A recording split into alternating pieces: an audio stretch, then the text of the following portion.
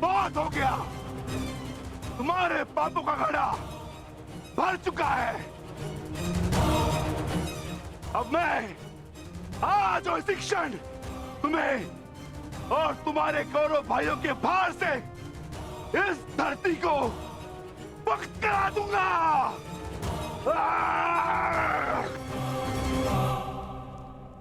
तो प्रतीक्षा किस बात की है भीम?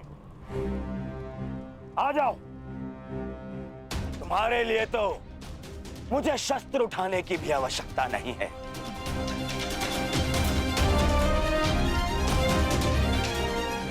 मेरे मित्र के बाण ही तुम्हारे शरीर को छल्ले छल्ले कर देंगे। आजा।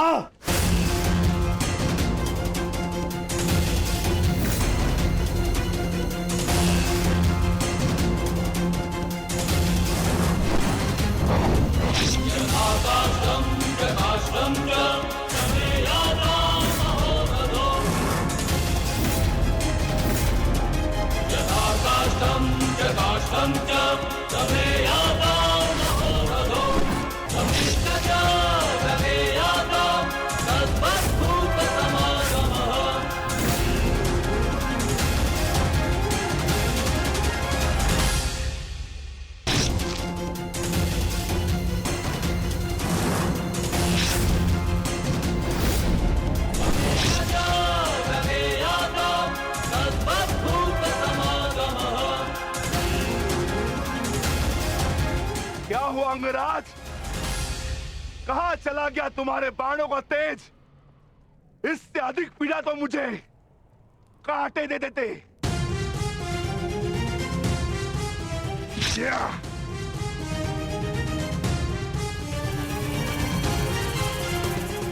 कदाचित तुम भूल रहे हो अंगराज, जिसने तुम्हारे बाणों को उनकी सीमा दिखला दी। मैं उस महाबली घटोत्कच का पिता।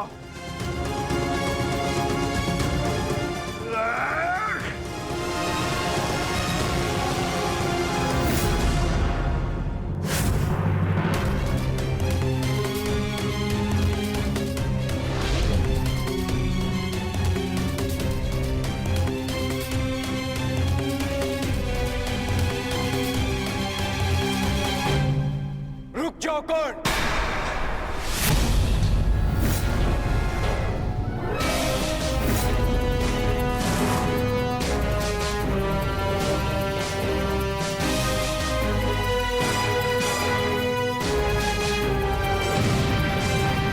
अपनी अमोघ शक्ति खो दी तो नियम भूल गए कि धनुर्धर केवल धनुर्धर से ही द्वंद करेगा, गदाधारी से नहीं। किंतु जिस पक्ष से तुम ये युद्ध लड़ रहे हो, उनका कर्म ही नियम तोड़ना और अधर्म करना है। इसलिए तुमसे नियम की और अधर्म की आशा रखना व्यर्थ है। किन नियमों की बात कर रहे हो अर्जुन? नियमों का उल्लंघन केवल कौरवों ने नहीं, पांडवों ने भी किया है। मेरे शक्ति बाण से तुमने स्वयं को बचा लिया, परंतु मेरी एक बात स्मरण रखना कि एक योद्धा अपने अस्त्र शस्त्र का दास नहीं होता। अस्त्र शस्त्र योद्धा के दास होते हैं।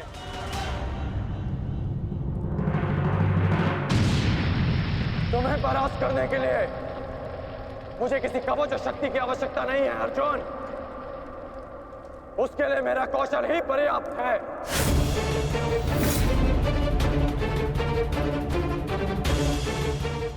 अब ना ही मेरे पास कोई शक्ति है और ना ही कोई कवच, इसलिए सावधान, क्योंकि अब मेरे बाण पहले से भी अधिक शक्तिशाली होंगे। बच सको तो बच लो अर्जुन।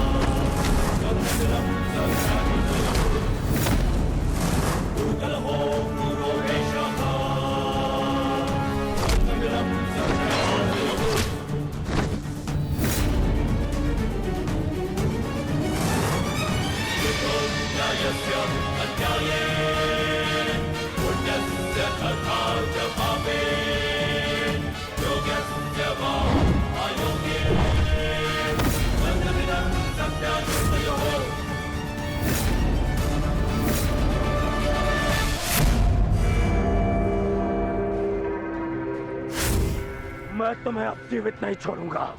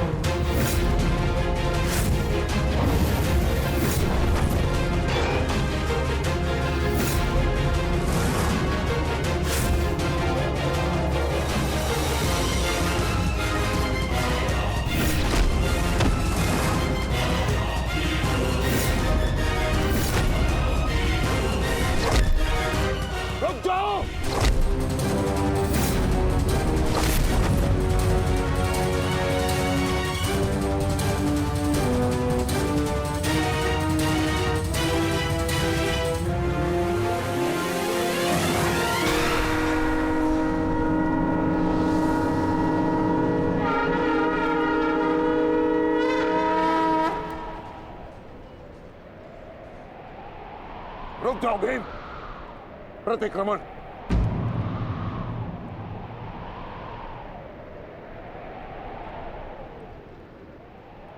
प्रतिक्रमण की मांग की है मैंने, रुक जाओ। और मुझे प्रतिकार की मांग है आचार्य, प्रतिकार की।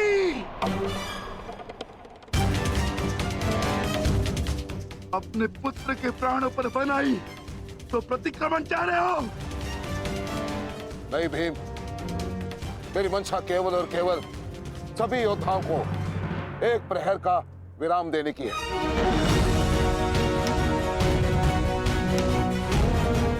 जिसकी आवश्यकता तुम्हें भी है। जाओ, अपने पुत्र का अंतिम संस्कार कर लो। करो भीम।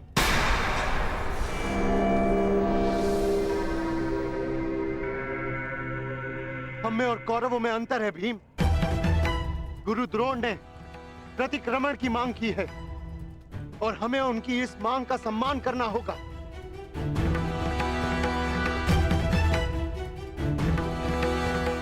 मत करो भीम, मत करो। छोड़ दो भीम, छोड़ दो इसे।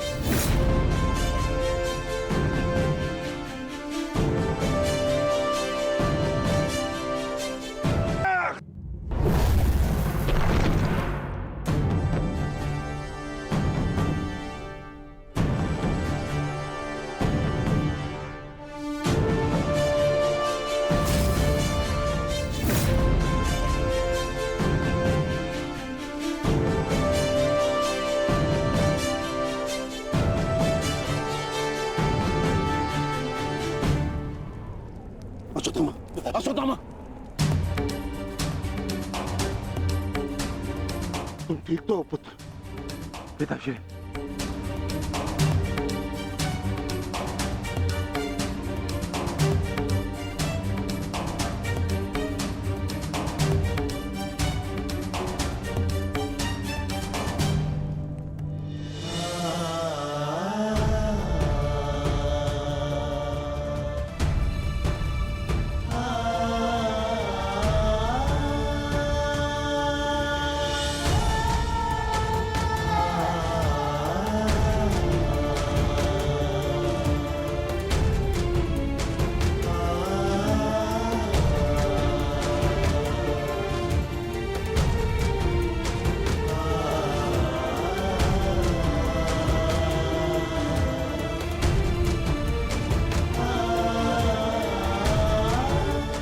सबका जन्म किसी उद्देश्य के लिए होता है। हम अपने जीवन का मंतव्य पूर्ण करके अपने गंतव्य पर चले जाते हैं। और यदि एक वीर अपने जीवन का उद्देश्य पूर्ण करते समय वीर गति को प्राप्त हो जाए तो उसे मोक्ष की प्राप्ति होती है। तुमने सबके लिए जो कुछ भी किया उसके लिए सभी तुम्हारे ऋणी रहेंगे पुत्र। तुम्हारा ये बलिदान व्यर्थ नहीं जाएगा घटोत्कच। और इन्हीं बलिदानों से हम इस युद्ध में विजय पा सकेंगे। जिस भविष्य के लिए हम ये विजय चाहते हैं माता, क्या उसके लिए वर्तमान का बलिदान करना उचित है? पुत्र की हत्या हो जाए और पिता जीवित रहे, ये कैसा न्याय है माता? ये न्याय नहीं पार्थ, यही नियति है।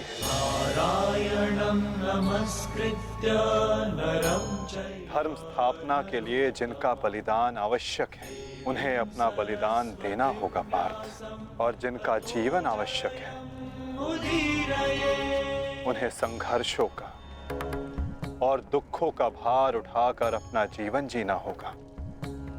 और इस युद्ध के लिए, इस धर्म स्थापना के लिए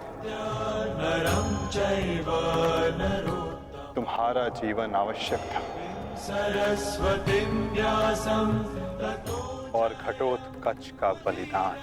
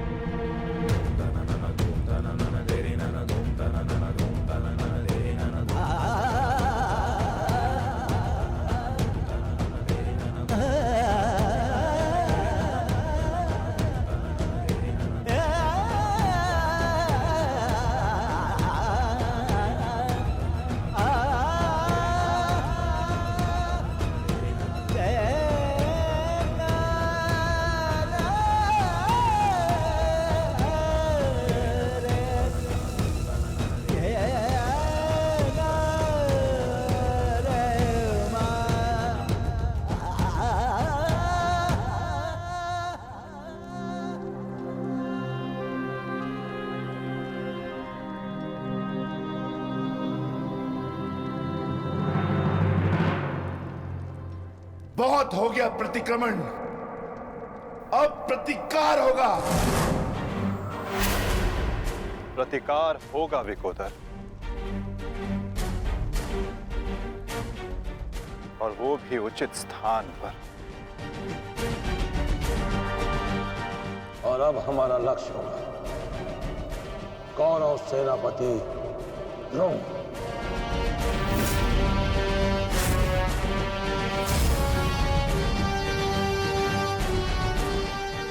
हाँ पिताश्री, कर्ण के पास केवल एक ही अस्त्र था अर्जुन के विरुद्ध, और वो उसका प्रयोग कर चुका है। अब ना तो उसके पास कोई शक्ति है और ना ही कोई कवच, इसलिए अब वो हमारे लिए संकट नहीं, किंतु आचार्य द्रोण को रोकना अति आवश्यक है।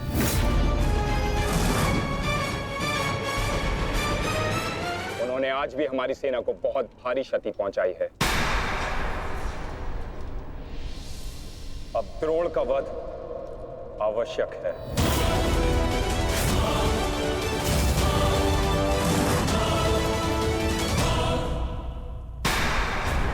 पिताश्री, पिताश्री!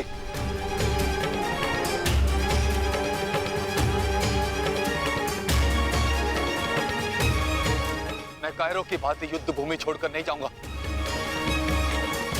मैंने मित्र दुर्योधन को वचन दिया और मैं अपना वचन नहीं तोड़ सकता। एक बात का स्मरण रहे अश्वत्थामा कि धर्म और धर्म की बात करना हमें शोभा नहीं देता।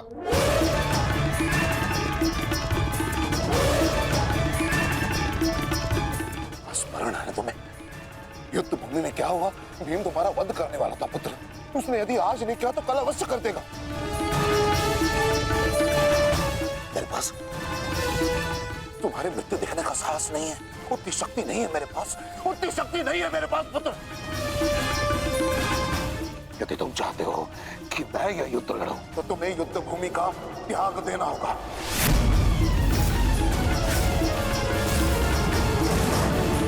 वचन दो मुझे कि तुम युद्ध भूमि का त्याग कर दोगे। वचन दो। आचार्य द्रोण, यदि ऐसा है तो आप यह युद्ध भूमि छोड़कर जा सकते हैं, परंतु मेरा ये मित्र कहीं नहीं जाएगा।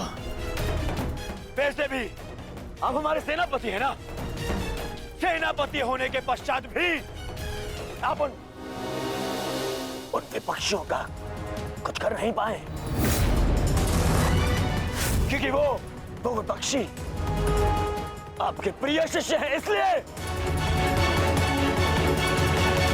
कुछ नहीं कर पाए हैं आप। शांत हो जाओ मित्र।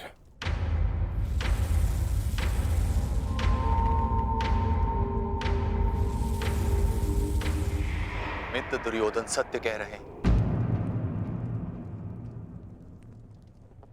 मेरे पिता ने पक्षपात किया है। उन्होंने अपने दिए वचन को पूर्ण नहीं किया और इसी कारण आज हमारे परिवार पर प्रश्न उठना आवश्यक है। किंतु एक पक्षपाती पिता का पुत्र होने से अच्छा है कि मैं एक योद्धा की तरह रणभूमि में जाऊं और अपने प्राण गंवा दूं। बस अश्वत्थामा, अपने पिता से इस भांति कटु वचन कहना एक महान योद्धा को शोभा नहीं देता। जो अपने पिता का सबके सामने अपमान कर सकता है, उससे किसी और के सम्मान की आशा नहीं की जा सकती।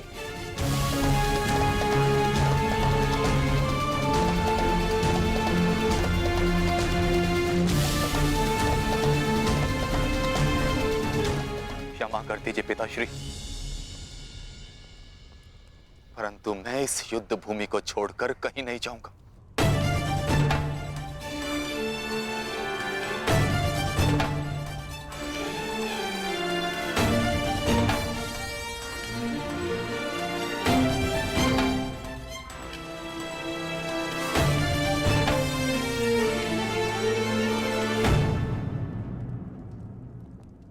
तो ठीक है पुत्र, मैं तुम्हारी इच्छा का मान रखता हूं और आशा करता हूं कि नर्क से दूर रहने की शक्ति तुम्हारे पिंडदान में हो। आज केवल तुम्हारे कारण मुझे संपूर्णता से धर्म का त्याग करना होगा। एक पुत्र पिता के लिए बल होता है, परंतु आज तुम मेरे लिए निर्बलता सिद्ध है। और आप भी सुन लीजिए युवराज, यदि मैंने अपने संपूर्ण जीवन काल में पुण्य किया है तो उन समस्त पुण्यों का मैं कवच निर्मित करता। यदि अपने जीवन में मैंने अपने शिष्यों को समान रूप से देखा होगा तो इस कवच को कोई नहीं फेंक सकता, कोई नहीं। यदि मैंने अपने शिष्यों को संभावना से कम और समर्पण से अधिक शिक्षा नहीं दी होगी तो आज मेरे हाथों से मेरे शस्त्रों को कोई नहीं छीन सकता।